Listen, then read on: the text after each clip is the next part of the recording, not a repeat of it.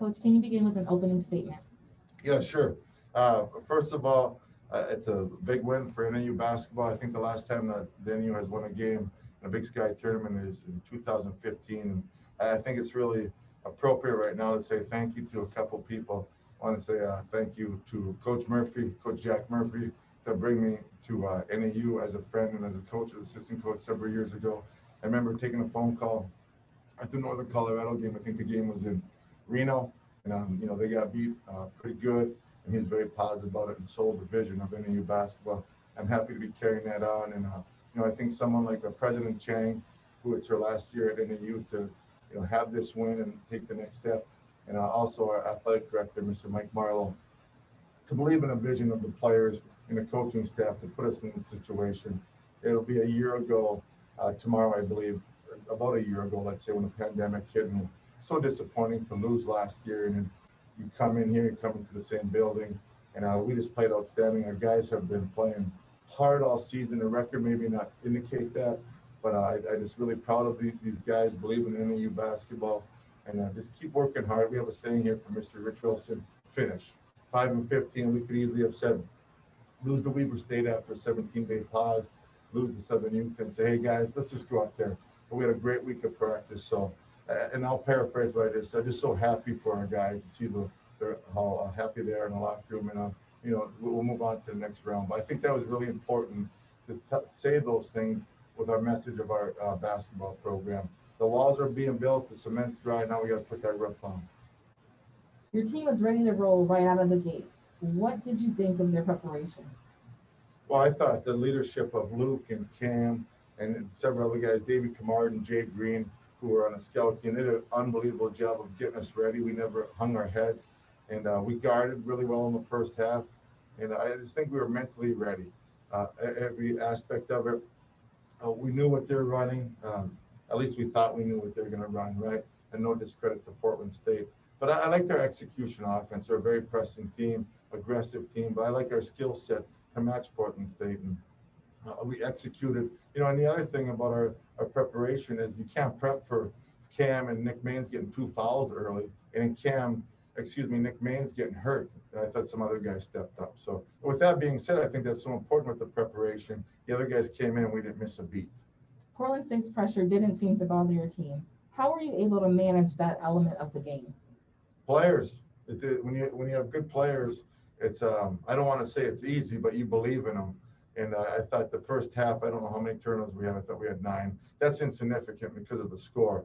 But you just trust your players. At the end of the day, the players are going to win the game. And if you don't have trust in your players, you don't have very much. How important was ball movement to your hot shooting, particularly in the first half? Yeah, we talk about that all the time, sharing the basketball. And we got some weapons with us. Everybody on our starting 5, with the exception of our 5-man who hasn't shot a 3 all year, is shooting over 35%. So those are weapons, even when you get the ball out of your hand. And I think it's so important from our standpoint. We thought that they would help on our drives, and we want to get to the middle. And, you make those shots. It's so important to make them, too. I mean, you can have wide open shots. And, we've been watching a movie this week to kind of motivate us. And at the end of the day, if you make the free throws or you don't, they're going to have a story about you. And our guys stepped up and knocked down their shots today. Luke, when did you know that this could be a special day from 3-point range for you and your team? Historically, the way we play Portland State, I usually get some good looks, and I attest that to our preparation and our point guard. I said earlier, he gets past that first line of the press real easily, and he knows where to find me in my spots. So I feel like preparing for this game the last few days, and honestly all last week, we knew what type of game it was going to be, and I knew I was going to be able to get some shots in my spots. I just had to knock them down. Coach, can you speak on Luke's role while 2 of your other significant offensive pieces missed time? Yeah, we put the ball in Luke's hands a couple of times in a ball screen where we trust him. He had a couple other shots. I'm looking right now. He is 9 for 15, and he missed 2 shots that I know he usually doesn't miss. But that's kind of the way we play. We put guys in different situations. Even like Cam, he'll post up once in a while. Where we want them to come here and be basketball players. And when Nick went down, it could have been very easy. Nick starts off 2 for 2, and it could have been very easy. And we thought we had a mismatch there. It could have been, oh, here we go. It's not going to work out for us. But for his expanded role, how long did he play? I mean, he played 38 minutes and 50 seconds. So, You know, he usually plays low 30s, and he stepped up today, and that's what you have to do. And the best players have to have great games to keep surviving. Speaking of Nick, any clue on the status of him after his ankle injury? No, I don't have an update on that yet. We're hopeful that he plays. I think we'll know more in a couple hours. I know knowing Nick means he's going to try to play. Cam, what was the team's mentality coming into today's game? Loose? I wouldn't say loose, very focused, very determined. But there was no pressure. All week we've been talking about, you know, as players, we had a players meeting before we came up here, and that was the message to us: we don't have anything to lose. You know, no one's expecting us to come up here and do anything special except for us. So with that mentality, you can kind of just go play free, you can go have fun, because like I said, you have nothing to lose. You're known for being a shooter. Today, maybe not have been the amount of points that you wanted. But how do you plan to just get back on track to your smooth rhythm on offense? Just getting in the film room. You know, at the end of the day, this is just about making shots. You know, it'll come. I work really hard on my game. You know, with Luke and Nick and Keith making shots the way that they do. You know, teams are going to have to make decisions. Eastern Washington specifically, because that's who we have coming up. They're going to have to decide if they're going to let those guys get off, or they're going to let me, you know, kind of work up a lot in the next game. Coach, I imagine you had a little bit more fouls than you wanted today. Was being physical a big part of today's game plan? Oh, absolutely. We want to be physical. We had on the board DYJ, do your job and be legit tough. And as we grow, you know, we don't want as many fouls, but you know, how many free throws did they hit? 22 for 26. So, I mean, yes, to answer your question, that was part of the game, being physical and rebounding the ball. And we don't want to put the other team in line 26 times, but it still worked out for us. But yes, to answer your question, we want to be physical all the time. We don't want to play powder puff. We want to be a physical basketball team and take pride in that within the rules. Luke, touching on your three-point shooting today, were you surprised at all about how open you were? And at what point in time did you know that you were on fire? I mean, I wouldn't say I was surprised. Like I said, we were moving the ball really well. Nick got a couple open looks early. Keith got a couple open looks early. So I knew they were going to be there. But I mean, I don't really think a mindset like, oh, I'm on fire today or something. Like, I want to come out and make every single shot I take for my team. And so I don't know when there was a flip of the switch or anything. I just want to come out and play. Coach, what do you think of your matchup with Eastern Washington? Haven't thought much about it. I've been focused on Portland State. We'll go back to the hotel and figure them out. But I know Coach Leggins does a great job with them. I felt bad for him last year that they're predicted to win it. Nobody knows who wins it, but then the pandemic hit, so I felt bad for him. He does such a good job for Eastern Washington.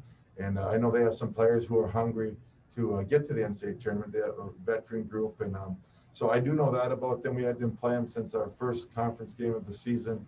And we're looking forward not to playing Eastern Washington, just to know that we're on the next side of the bracket. So we know how good they are, and but we're excited to play them. Cam, looking at the stat sheet, knowing what went down on the court today, what do you and your teammates need to do to be able to pull off a victory tomorrow? Just continue to guard. I thought we did a pretty good job on defense. We shot 33%, which is probably the lowest that we've had somebody to all season. Yes. 20% from three. What we got to do is probably guard the free throw line a little bit better, because you can't guard the free throw line. I shot 26 free throws, made 22 of them. So I would just say continue to make a concerted effort on defense, and just being confident going forward when we got our shots. Obviously, we're really disappointed with the outcome.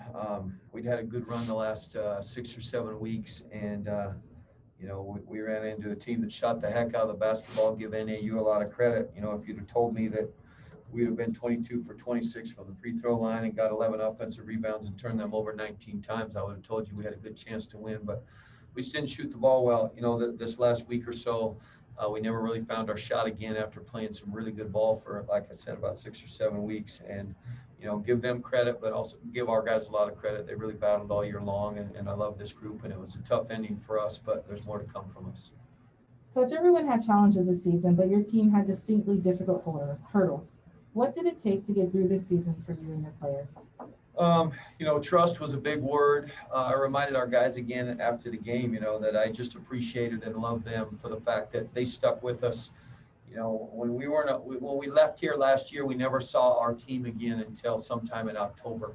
And that was a big, big hurdle. And guys really had to trust that we were going to manage this and be okay. And then when we got them back to campus and didn't practice until Thanksgiving, that was another really trust situation where guys had to hang in there and understand that we had a plan. But it was a leap of faith for these guys in order to, you know, get through the challenges that we had. But they really, really battled and did a good job for us all year long.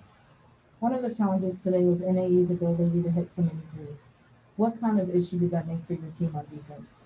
Well, you know, there's a lot of issues when you're giving up threes, and we were well aware of their three-point ability, but our alertness and being able to be locked in, especially to Avdalovic, we didn't do a good job of that. We let him get rolling, and he's one of the premier shooters in the league, premier shooter on the West Coast. And so when we let him get rolling and they were at 8 for 9, I believe, at halftime, you know, we needed to fix that and do a better job. We didn't improve it too much and give them credit. They hit shots, and they hit some tough shots too. Khalid, what did you see on defense from the player perspective? I just have to agree with Coach on the alertness. I think, you know, we fell asleep a lot of times on defense, and Avdalovic, I mean, he just bossed him more than anybody. Knowing that we shouldn't, you know, we couldn't do that, but, you know, like Coach said, our alertness just wasn't there today. One thing that fans could see is that your team never gave up and your energy was there throughout. Talk about the conversation at halftime. Halftime, we basically said we got to be better. You know, Coach obviously comes in and says what he's got to say, but, you know, before he comes in there, I mean, we all kind of talk about the adjustments before he comes in there. You know, we just talked about, you know, we didn't come to play. Like we're not playing very well right now. We're not showing up. We're not alert. You know, so you know, through the players, you know, we just try to make those adjustments and try to make it work in the second half. One advantage you did have was on the boards. Just talk about what you were seeing and the ability to grab the ball and be able to push it up the court. I mean, they weren't doing a very good job of you know, boxing out. You know, it wasn't too challenging to go in there and get rebounds and get out and go. But we just, you know, we didn't make them pay. We didn't convert when we needed to. Coach, 9 different players scored for you today. Talk about the ability to be able to move the ball around and get that full team effort. Yeah, you know, I thought our guys tried to share the ball and get it to the right people. Like Khalid said, you know, we had several offensive opportunities, especially on the offensive glass, where we rebounded it a second, third time, kicked it out, got a good look, and it didn't go down. So I got a little surprised there by the second half on some of the shots we were missing with some really good shooters. But, you know, like you said before, our guys continued to battle, and I was proud of them that way. But, you know, at this time of year, there's just days where it's just not going to go in the hole. And when you see us go 6 for 30 from 3, and I'm telling you, we didn't shoot too many bad shots. We got some really good looks, but it just didn't go down, and theirs did. Please, today's result does not define what you guys were able to do as a team this year. Just talk about some of the good moments that you had to be able for your team to actually have this postseason tournament today. You know, for our team, I feel like, you know, throughout the season, you know, something that everybody's been talking about is we've kind of been through the most adversity, kind of been through all the, you know, hurdles and you know, whatever the case may be. But I feel like we fought through that a lot this year and kind of really showed, like, you know, we got this. You know what I mean? Like, you know, we was down, losing, you know, games in a row, and then he was like, you know, like what? Like, we kind of just woke up after that, and it was just like, yeah, we're not having that anymore. So and then we kept talking about this postseason, you know, this tournament, and, you know, trying to get there and put ourselves in the best position. Coach, while today's result's not what you wanted, you know, what is it that you want the Viking community to know about your team's performance today?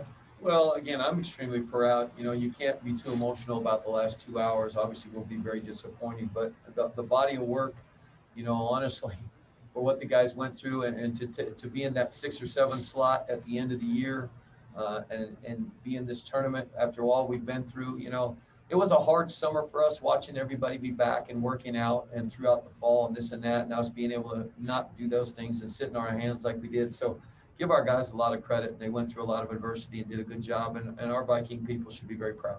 Thank you, gentlemen. Thank you. Thank you.